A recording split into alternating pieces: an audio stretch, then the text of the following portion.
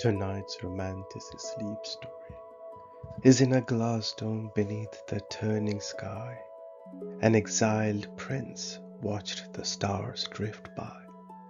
A thief slipped in with soft and careful feet to steal the map that made the night complete. One touch, one spark, one breathless stolen hour. Every time their skin touched, a new star was born in the sky, and each new star stole an hour. Raven had come for a constellation bright, cloaked in deep crimson beneath the night, her blonde hair framed by the hood's soft fall, smoky eyes sharp as she climbed the wall. She scaled the curve of Elendor's great spire, golden towers glowing with captured fire. Below ran a river of molten light, bridges and cities lost in the night. Through a lattice unwarded for years she slipped into the dome where the starlight dripped.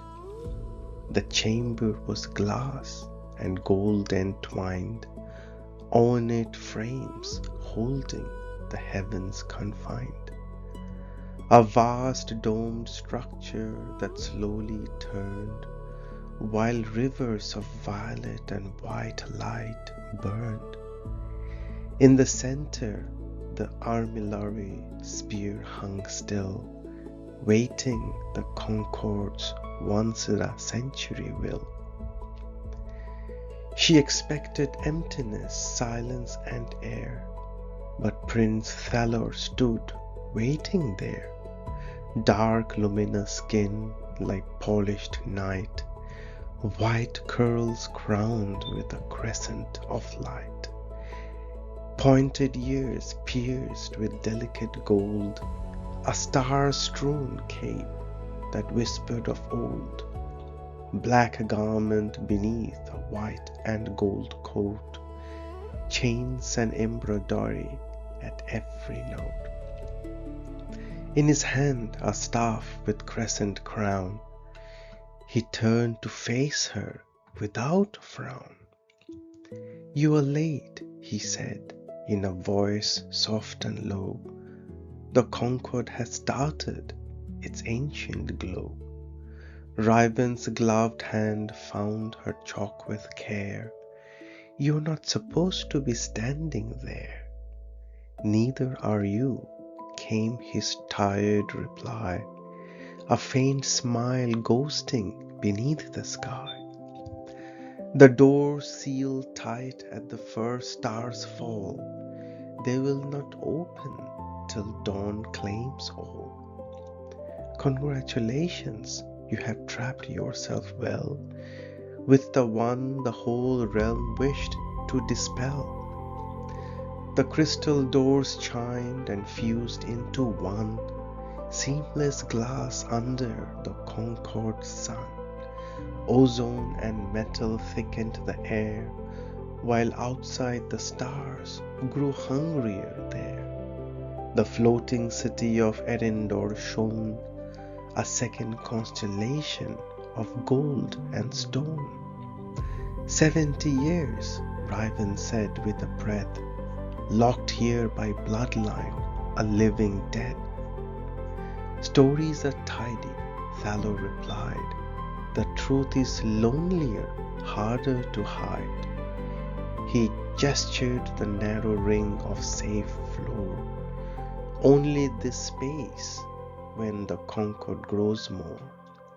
We will share it, try not to touch if you can. The stars themselves have a dangerous plan." She laughed once, sharp as a thief's quiet blade. "Afraid the royal skin might be frayed?" "No," he answered, eyes flicking away. "I'm afraid of what the stars will say." They learned the rule in the first quiet hour. Raven needed the constellation's power. The final unrecorded pattern of light that lower city charts had kept from sight. Ink and vellum ready in her hand, she worked while Thalor looked his stand. They circled like cats inside the ring, careful and distant, each sensing the sting. Then her chalk slipped from her fingers' hold, both reached at once in the turning gold. Berewith's brushed in a moment too near, a new star ignited, pure and clear. The chamber trembled, the night grew thin, one full hour stolen from what had been. They froze in the glow of the sudden birth. Riven whispered, "What is the touch now worth?" Thalor's voice was barely more than air. "We made the night shorter, that is our share." After that every contact woke the sky.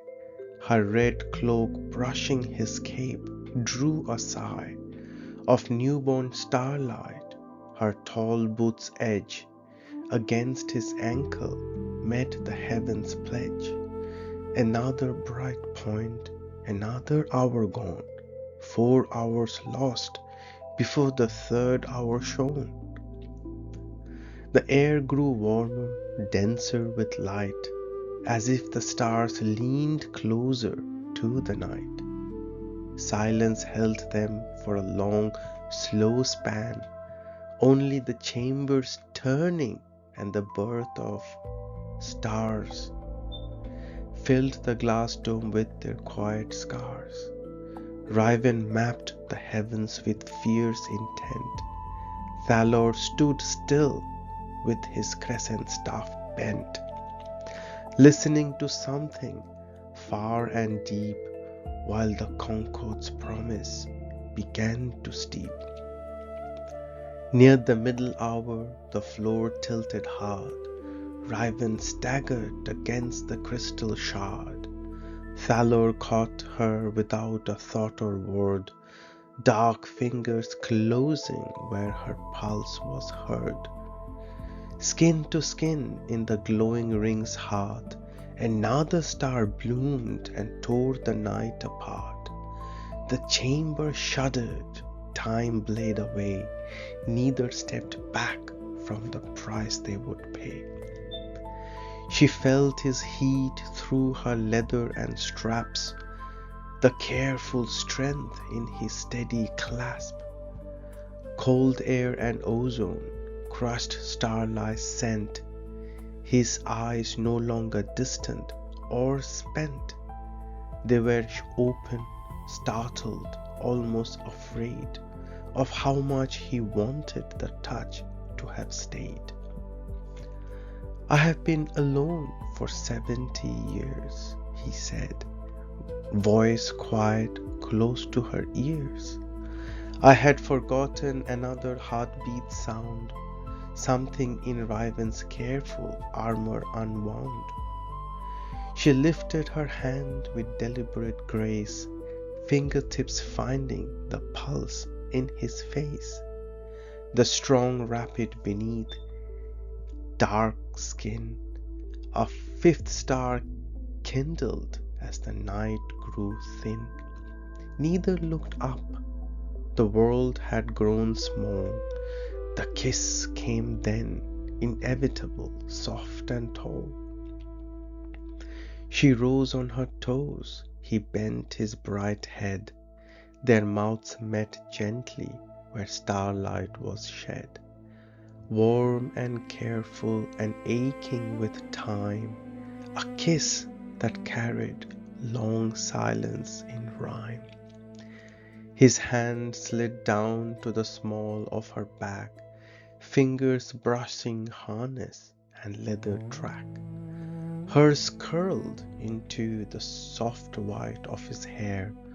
For heartbeats the countdown hung in the air.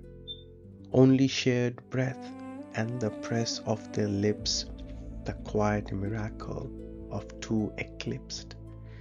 When they parted, another star had been born. The night was shorter, the sky had been torn.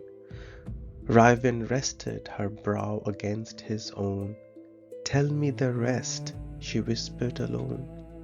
Why you?